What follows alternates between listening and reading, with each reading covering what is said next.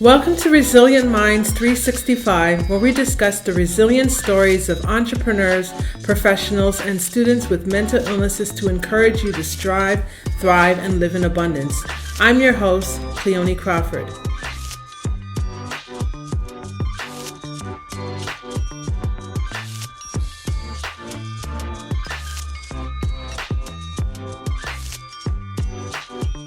Welcome to Resilient Minds 365, where we discuss the resilient stories of entrepreneurs, professionals, and students with mental health challenges to encourage you to strive, thrive, and live in abundance. I'm your host, Cleone Crawford. Well, guys, today we have a special guest. We have Robin Pascoe with us. Who is Robin Pascoe? Well, Robin Pascoe is the author of 5 books about global living for expatriates and recently published a memoir called The Carry On Imperative, a memoir of travel, reinvention, and giving back. So with that said, I now present to you Robin Pascoe. So Robin, how you doing? How's the day going? I'm great. Where are you from? Well, it's interesting. I'm sitting here in Costa Rica. That's where I am. I'm speaking to you from Costa Rica because my family, my daughter started an environmental not-for-profit, an environmental education center with our help. And so we're all here supporting her. But more importantly, she just had our grandson last week. So there's all sorts of wonderful things happening in Costa Rica for us. So that's where so if I have a big smile that you can hear in my voice, that's what it is. I'm in paradise at the moment.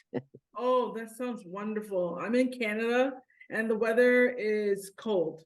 So it's definitely not Costa Rica. So my first question for you is, so what is your profession? Tell us more about your profession, what you do, how you got started, and so forth. Wow. Well, I have been a writer, a journalist, a brand creator. I've worked for 50 years, Cleone, almost 50 years. I turned 70 this year. So really, I was 21 when I had my first job on a community newspaper outside of Halifax. So I've been at this a very long time. I like to say that maybe I retired from paid work or retired from being operational at something. But when you're a writer, and you know, because you're a writer as well, writers never retire, they just die. That's an expression I found someplace from somebody. The point is that you're always writing. So even though I might have stepped back from various operational positions, and I can tell you about that, I have basically, I spend my days writing, and because it's just marvelous here. I wrote this memoir, The Carry On Imperative, most recently, sitting here in Costa Rica on a balcony overlooking a fabulous view. And basically, that's all I want to do for the rest of my life is keep writing some memoirs of the life that I have been able to have, which we'll be talking about, that had a rough start to it, but turned out wonderful because I believe of the powers of resilience. And we can get to that because I know that's your wheelhouse, so we can talk about it. But I basically, as I said, I started as a journalist. Then I married a foreign service officer, Canadian foreign service officer, and we spent 15 years going back and forth between Ottawa and Asia. He was an Asia hand. So we were posted in Bangkok, where our daughter was born, the one who just had a grandchild for us. We were assigned in Bangkok, Taipei, Beijing, and Seoul. And after Seoul, our daughter was 13, our son was 9. I said, enough, we're going home. So we went to Vancouver because my husband was offered an interesting job. And basically, that's where we have lived for the last 25 years. But when we were there, I took the books that you mentioned at the beginning that I wrote for expats. And I was very lucky. This was the 90s. And conveniently, Amazon was invented. The internet was invented, and I created the Expat Expert website long before there were any of these websites. And I managed to parlay those books I wrote in wanting to help expat women, wives, families, raise children, all those wonderful issues of mobility. I managed to turn that into a career. And I ended up from Vancouver just traveling all over the world because I was invited, or I got myself invited, to speak at international schools, international women's groups, human resource groups. So I did that for almost 20 years, I guess. And then I thought I would retire. I was in my late 50s and I thought, I'll retire now. And then my husband, though, my husband and my son had created a business from our house called Maple Bear Global Schools. And here were these Canadian, this is the subject of my next memoir. This is the largest Canadian largest Canadian education brand in the world that nobody knows about, because we did it from the bedroom of my son and basically traveled all over the world again, because my husband said, Robin, you know communications. Could you create a brand? I said, I don't know how to do a brand. Anyways, I created a brand for Maple Bear, and for pretty much 10 years, traveled the world with my husband to all our schools, because there's over 400 schools now in 40 countries. And we went all over the world. And basically, the pandemic stopped us cold. We couldn't travel anymore. And ironically, we had just sold 70% of the company to Brazilian partners. And then our schools closed. All of which to say that I've had a very long, very varied career, always though about writing words and helping other people sort through some of their challenges. And not that I'm remotely qualified to do the therapy and things like that. I used to always say myself when I lectured, I'm not Dr. Phil, because I used to talk about marriage. I'm only a journalist who's writing about this and who has experienced it. So if you find that my books raise challenges that you realize you might have, please seek counseling. That was something I was always adamant about. I was not a mental health professional. I leave those issues to the professionals. I could only raise the challenges, not ever make light of them, but have women look at things kind of, optimistically and maybe with a bit of a sense of humor, because that was my message. If you're going to follow someone around the world because his job's taking you there, don't leave home without your sense of humor. So that's basically so now I'm here, I'm just writing books, enjoying grandchildren, and basically getting up every morning and being grateful for the wonderful life that I have had despite a rough start. And that's really the starting point for what we want to talk about, I think, which was, how do you have resilience if you have a bad start in your life? Right. So I'll over to you now. That leads me to my next question. So first, so we're going to move on to the mental health part of this interview. So my first question is, what is your mental health diagnosis and when were you diagnosed? Well, I don't think I've ever been diagnosed with general anxiety disorder, but it's so obvious. And this came out when I was writing my memoir, The Carry-On Imperative. Was like, you've had anxiety your whole life. And it came out in different ways. Anxiety and depression, which can be, there's kind of twins. You can have anxiety, you can have depression, but I definitely had anxiety, which I believe was the result of this early loss I had. My mother dropped dead of an aneurysm when I was young, when I was 12 years old. I shouldn't say she dropped dead. She died over a weekend, and it came out of nowhere, because I always say brain aneurysms always do. They come out of nowhere. She was only in her mid 40s. I was 12 years old. And that was bad enough. Horrible, whoa, like, here one day, gone the next. And when I went back to school after a week, because we had our week of mourning, I went back to school. And what happened? I was 12 years old. I was running around my elementary school gym, and I bumped into a kid, broke my foot. Literally broke my foot. My poor father, who had just gone back to work, had to come get me, take me to get an x-rayed. And long story short, I ended up having a cast on my foot for 6 weeks and was left alone in my classroom, because in those days, because I said I'm 70 now, in those days, kids went home for lunch, but I had nobody to pick me up. I was left for the first 6 weeks after my mother died by myself in a classroom, eating my lonely sandwich, wondering, like, where is everybody? It was that initial piece of, I guess you would call it abandonment, that absolutely fueled the anxiety that has really chased me my whole life. The idea that, I'm kind of left hanging. I'm left out to dry here. However, so that was the initial trauma, and I absolutely believe that that's caused essentially lifelong anxiety, diagnosed, undiagnosed. It's definitely, certainly I've been in therapy. I've done all sorts of therapeutic treatments to try to cope with the anxiety. But I'd say it's absolutely tied to the sudden death of my mother when I was young and the feelings of abandonment following that incident. Okay. So despite the your childhood trauma with anxiety, how did you become resilient despite that? How did you come to become now a person who was able to release all of that energy and now take on this, you're traveling the world and you're doing great things, and yeah, so how did you become this person now? Well, it's interesting that that's a good question because as I said, writing my memoir, I was looking at it. Well, how did I do this? And this is what I discovered. First of all, resilience, and I'm talking to you, the expert.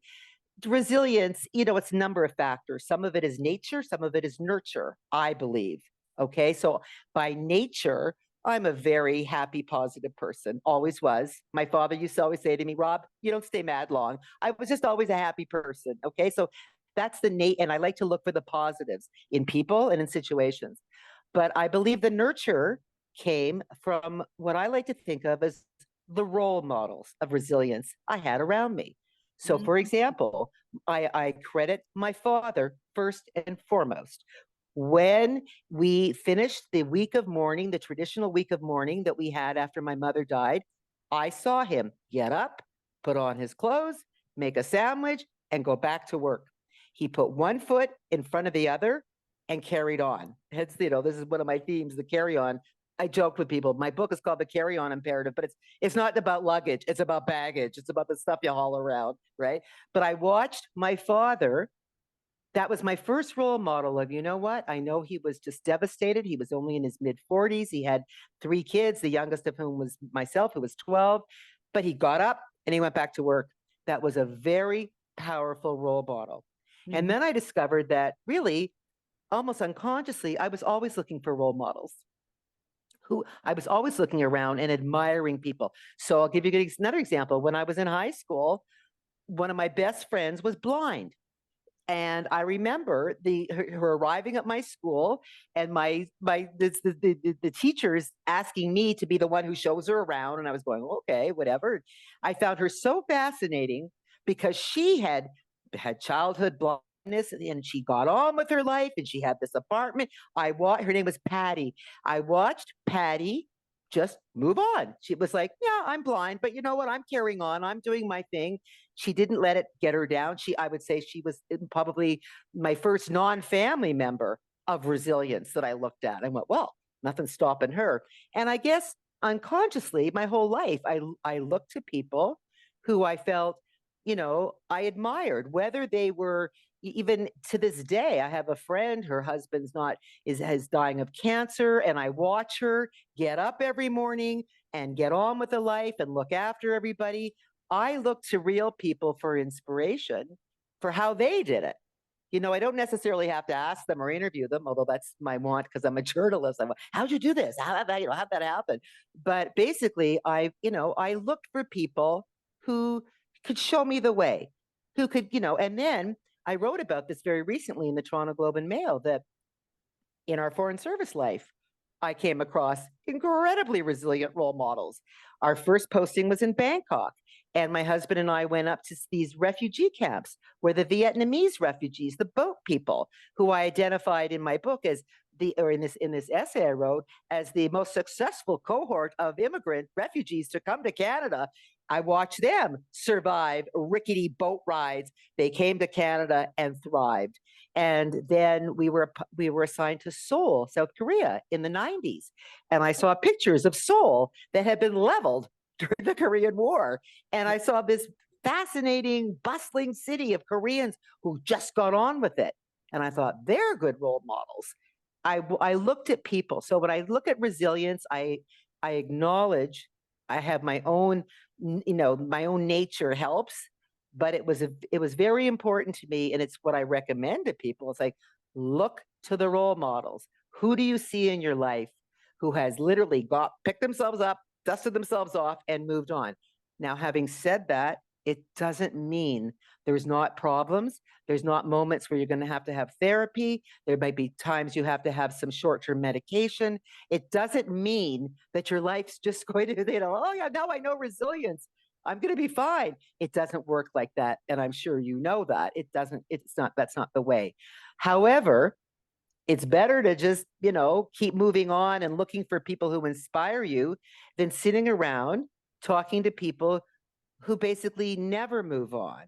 Mhm. And some people absolutely can't move on for all sorts of reasons. Some of them very valid, some of them very understandable. But when I was writing that essay for the Globe, I was writing in particular about the pandemic generation who might grow up and go, oh, my life's messed up because it started with a pandemic. Doesn't have to be that way if they look for people who are role models for them. I mean, sometimes we're all built this way. We'll all look for excuses for stuff. Nobody's immune to that. But I think the people who are really working at getting over things and want to move on and want to adopt resilience, I think they'll be a little open to saying, you know what? Can't hurt to try that. I'm gonna talk to that person. I mean, it can't hurt.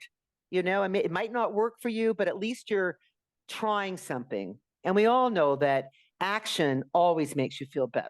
If you just sit back and don't do anything, it's hard to get up. That's depression. I mean, that's when anxiety can turn to depression, where you're immobilized, right? So in this case, I think that finding those role models, whether they were a society, a people, even a novel where you're reading about a character, always find those people and think, what can I take away from that? I think that's my lesson. Definitely. Amazing, amazing. So the next question I have for you is, what did you have to overcome or bounce? What did you have to do to overcome or bounce back from your low points? This is our resources. So we know that we had your role models. So was there Right. anything else that helped you to bounce back from your low points? I would say that recognizing that sometimes you can't do it by yourself, because that's part of the challenge. So many people say, I'll get over it, I'll be fine, whatever. And you know what? They won't be fine. I think I knew, wow, I need some help. And you have to recognize when you need some help, because therapy can be very, very helpful. And if you don't have to be in therapy for your whole life, you can go in and out of therapy. But recognizing that, you know what? I need help and I'm going to ask for it. A lot of people don't ask for the help. So I think I was lucky that I knew, no, you know what? There's mental health professionals and there's a whole industry that is there to help me. And again, with gratitude, I always say I had the resources to pursue some of this. But in Canada, we're very fortunate that we do have a universal healthcare system where you can find, if you have to have a psychiatrist or medication or that side, the medical side, you aren't inhibited by the lack of resources. But mostly it's your inner self saying, you know what, I need help. How do I find it? So that's, I think, what helped me was that I knew when to seek help and when to, and when to admit, So for example, one of the ways my anxiety manifested itself, and I write about this in my memoir, and actually I used to speak about it, I had a profound fear of flying.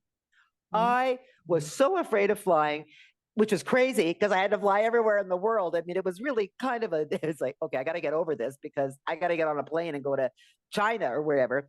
I would get drunk. That was it. I mean, I don't even drink. I'm not a drinker, but on a plane, if I had vodka, I could handle the flight. So I would I get so anxious. I was drinking. It was not sustainable. It was like either I was going to give myself alcohol poisoning, no, that didn't work. So what did I do? I sought out a hypnotist. I looked at hypnotherapy as, maybe this chap can, help, because I use hypnotherapy for smoking. I quit smoking with the help of hypnosis. So I thought, okay, here's a piece of anxiety, fear of flying. I'm going to, seek some help for it, and I'm going to see whether hypnosis will work. Did it work? Probably not, although I joked in my book that I still think of Kevin Costner every time I take off, because the hypnotherapist said, think of someone to distract you when you're taking off. And I went, okay. So I did, okay, Kevin, but didn't work. But the point was, I did get over it by seeking the help. And also, it did eventually go away, fear of flying. And that was a very powerful lesson also with anxiety, that you know what? You Mhm. can move past anxiety. That was profound for me. It was like, I thought, oh, that's it. I'm going to be afraid for the rest of my life. But no, it actually went away. It went away as I got older. Maybe I wasn't so worried anymore, because I used to worry that, what if I die in a plane crash? My children will be motherless. This was what was driving it, right? So in Mm. the end, I got over it. And I thought, oh, you actually can move on from anxiety, which a lot of people don't realize that you can do. Sometimes anxiety does leave. You don't think it at the time. So, all of which to say that my advice has always been, seek professionals, whatever it is. There's a reason why people study this, why people offer, coaching, why people offer all the services for it. Don't let your own, oh, I'll be fine kind of attitude get in the way of, maybe, you never recover from a lot of things, but you can live with them and be happier. And I think, and be successful and thrive. That's my feeling. Okay. Those are some really great points. I really thought they were really good. So my next question is, what are three things you wish you had available when you were at your lowest point? What did I say? I can't remember what I said in my little intake. Probably the internet. The internet has been huge, huge. I mean, it's been bad for anxiety, but it's been very good. I mean, yes, I like to say very often now, I try not to consult with Dr. Google about anything, because Dr. Google can make you anxious, in a matter of seconds. Right. However, the internet, I wish I'd had the internet for finding other people who shared my concerns, and who, could give me, I should have found my tribe, as we always like to say. If I found my tribe of other people, whether it's like right now on Facebook, I found groups of motherless daughters, women like myself, who even 50 years later, my mother's been dead 55 years, you can still get an anniversary reaction on the day that she died. Like, my mother died on November 1st, ironically, Day of the Dead. I didn't even know that at the time. It was like, oh, but every year on November 1st and Halloween, which was the last time I saw my mother, I would always get anniversary reactions, and finding groups. So if I could add those kind of chat groups and those other groups, I wish I'd had those, to just feel less alone, because now I realize, oh, I'm not crazy. I would have absolutely had people. Um, what else would I have wanted? I just, not a lot, because again, my life has been, I like to say, I've lived a life of abundance. I've had amazing family support. I've had amazing good fortune in, working hard at something and going, oh, actually, if you work really hard at this, sometimes it will turn into a success, or it will come back to you. I have found karma has been a huge piece for me in my life. If you put out a lot of good energy in the world, I Mhm. firmly believe it comes back to you, which is why I write a lot about giving back. It doesn't have to mean philanthropy and those kinds of things. It's not about money. It's about you. It's being generous with yourself. Yeah. And people have come back to me and been there for me when I needed it. So maybe another thing I would have liked is to, have recognized that I wasn't alone. I wasn't abandoned, that there were an amazing number of people who really did care about me. So I think if I could have done something differently, I would have changed my attitude, going, oh, no, nobody likes me. Nobody, they're all leaving me, when, instead of looking around going, well, actually, no, that person's here. And so is that person. Because we do tend to do that. It Mhm. is, the ingrained negative bias we have as human beings. Oh, we're going to look for the bad part. It's like, you just have to pick up a newspaper and everything's bad. What about the good news? I'm always searching for good news. What's a story of kindness and generosity? I'm going to read that. So again, I go back to the internet. If I'd had the internet, I would have been able to reinforce that, you know, the world isn't such a bad place, in the sense that there still are very kind people out there, and inspiring people. So the internet, and I've pretty much had most things in my life. So I'm not sure that I was missing a lot of pieces. I would have liked straight hair. You can't see me. Your listeners can't see me, but in my next life, I want straight hair and not to be mistaken everywhere I go for Barbara Streisand, which has been 50 years of my life. If everybody goes, oh my God, is Barbara Streisand here? And it's like, really? You think Barbara Streisand's in Burma or wherever I was? I don't think so. So I would have liked to have looked like somebody else with straight hair. I love it. Love it. Okay. So what words of hope can you give to our listeners? What would you tell someone? Well, definitely to look for role models, but it's absolutely, it starts with the idea that just because something's bad right now, whatever it is, doesn't mean that it's going to stay that way. That was something that I really learned because one of the other things I started to do in recent years for anxiety is meditation. That's been a game changer for me, meditation. I got one of those apps and I got onto the anxiety stuff, and basically it'll say to you, life is a passing show. I'm not following the Buddhist traditions. I'm following sort of the neurological, impacts of meditation, where you reframe things in your mind. So when you say to yourself you're anxious or whatever, you can calm yourself down by saying, you know what, this is all part of a passing show, and today it may be like this, but tomorrow it won't be like this, probably not, or the next day. So it is, I mean, people need to to think about life as one constantly changing. In fact, that's one of the things that I did. I can give this advice because I went all the way to India to get it. I write about it in my memoir. I call it Desperately Seeking Enlightenment. And I went to an ashram in India because my cousin from Cape Breton, Nova Scotia, and a whole whack of Canadians have been up there for like 40 years, if you can believe it. So I went to interview his Swami, Swami Sham. And I asked Swami Sham about change. And this Swami Sham, who was very enlightened, said, well, Robin, to understand change, you must understand unchange. And I looked at him, and we're on a mountaintop here. And I'm going, okay, what does that mean, unchanged? And what he was saying is actually very profound. He said, understand the parts of you that never change. Like I was worried because we were moving and I was going, oh my God, what's going to happen? It's going to be a big change. Am I going to be okay? And he said, examine the parts of you that never change. He compared, and it was so profound to me. It was like, you know what? He's right. My sense of humor is never going to change. My character is never going to change.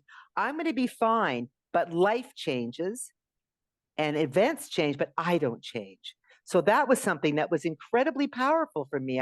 He reminded me to look inward at myself and go, you know what? You are a strong person. So if one of your listeners is struggling with something, and I used to say this to expatriate women who moved around, I said, remind yourself of something that you succeeded at. Okay. I use this example. It was really important. We were living in Taipei. I was a mess. I was like, oh my God, my son was 2. My daughter was 6. I was hysterical. I said, I'm never going to be able to deal with this. I went out for a coffee, just near the hotel we were staying at. And I said, you know what? I need a notebook. So I went into this little stationery store. The man spoke no English, only Chinese. I had to act it out. I had to do this kind of, imitate, whatever. And I wanted some paper clips too. The joke was I had to act out a paper clip. It was so hilarious. But I came back and I said to myself, you have returned with the notebook and the paper clips that you set out to buy. Pat yourself on the back. Congratulate yourself. That was a success. Yeah. It was a minor success, but I felt so good about it. So I remind myself when I succeed at something, whether I get over something, anxiety, get over something, or whatever it is, if you remember, oh, I'm actually quite good at that, or I succeeded at that, I'll be fine. So you can see this is all, and I know this is what you write about, it's all internal, right? It has to be how you're processing everything in your mind. There's a reason why they always say reframe everything in your mind. It's so powerful when you start seeing something as a positive, not a negative. I just listened to a podcast, for example, that said anxiety is your superpower. I said, really? I want to read this book. Okay, I'll listen to that. So you know what I'm trying to say is that's a positive way to spin what might be conceived as a negative or something, bad. But I've reframed it again with the help of people much smarter than me. So you can see where I'm going with this here, because basically I've said in life general, you have to be humble and you have to recognize what you don't know. In fact, one of my interviews, I joked about when you write books, and you know this because you've written one, you need a PhD in humility. When you agree, it's okay. I'm gonna have a PhD in humility. I'm not gonna take it seriously if somebody doesn't read it or someone doesn't react to it, because I'm just so grateful that I have the ability to do this. And if one person reads your book or my book and feels better, job done. That's how I approach life. There you have it. Love it. Love it. So we're going to take a quick switch in the interview, just a quick switch. As you can see behind me, there's a book that says The Music of My Life. Basically, it's a book about my journey with bipolar disorder and music therapy. So my question to you is, what type of music do you like? I just have to say about music therapy, one of the things I did, and I wrote about it, when I was in between retirement and being sucked into our family business, Maple Bear, I took a year and blogged. I called it the year I took piano lessons. And I went back to my teacher, the teacher that taught my daughter. I hadn't played in 40 years. And I said, I better do this before my hands are arthritic or I can't see the music on the page. And for a whole year, I had piano lessons and blogged about it. And the music brought back so many memories of my childhood, of studying at the Royal Conservatory in Toronto and going to these recitals and being whatever. So my music, the music of my life, I think I said, my favorite song, and here I'm going to say Barbara Streisand again. She sings a song, Don't Rain on My Parade, from Funny Girl, and that's my anthem. I knew every word to it from the time I was 13 and the first time I picked up her album with that song on it. It was Don't Rain on My Parade. She was determined. She had a goal and she went after it. And I think that would be the music of my life, I guess. Awesome. I love that. I love that. So how can we stay in touch with you? What are your social media handles? Well, I created a new website, Robin Pascoe, my name.com, and all my author page from Facebook, my YouTube channel, my Instagram. I won't use TikTok. I tried TikTok last year and went, I can't stand it. I'm sorry. Okay, so I'm not going to do TikTok, but I have the Instagram and YouTube, and they're all linked on my website, robinpascoe.com. You can find everything about me there. Wonderful, wonderful. Well, Robin, it's been a pleasure having you as a guest on our show. Thank you very much for sharing and being very transparent with us. Thank you so much for having me, and good luck with your own future and your own writing in the next few weeks. Thank you so much for having me, Cleone. No problem. And to all you resilient minds out there, until next time, please subscribe to us on all our platforms, and don't forget to rate the show and leave a review for us on Apple Podcasts. Also, join the community at Resilient Minds and sign up for our monthly newsletter at cleonelycrawford.com. Be sure to grab a copy of my book, The Music of My Life, on all Amazon marketplaces to get to know me better. And if you can think of one person that will receive value from today's show or connect with Robin's testimonial, please share it with them. Feel free to take a screenshot of this week's episode of the podcast and tag us on Instagram. You can tag myself at Only Cleone or Resilient Minds 365, or today's guest at Robin Pascoe, I believe. And remember, mental health is not a death sentence. Despite your illness, you can strive, thrive, and live a life of abundance. Until next time, I'm signing off, and have a great, super day.